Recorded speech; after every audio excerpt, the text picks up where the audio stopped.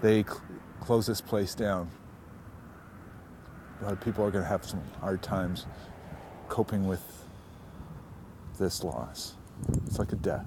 I've been with electro-motive now for 28 years. I am 14 months shy of getting my pension. I was that close, didn't get there. Brad Buford remembers the day he told his family he was out of work. Hard news to deliver to the woman he's been married to for over 30 years. The loss means that life is going to change for them and their 14-year-old autistic son.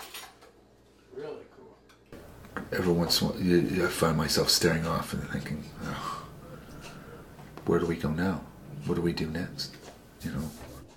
Hope that, things will be in place for when we need them. The only thing you can do is hope. Brad is anchored in London, unlike many of his co-workers who have already left to find work in stronger economies out west. It's for his son Jordan that Brad stays in London. The services he's got, we'll never be able to duplicate them in another province. It would be devastating, to say the least. Brad, who is in his mid-50s, now only qualifies for jobs that pay slightly above minimum wage.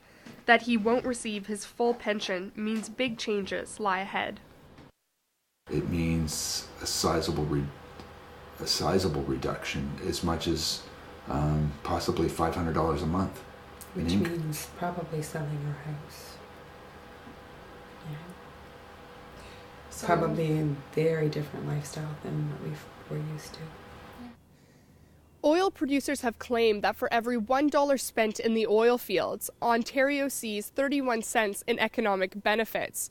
But these stats are disputed, especially by the McGuinty government, and they come as little comfort to people like Brad, who have lost their job largely due to a dollar driven higher and higher by demand for Canada's oil.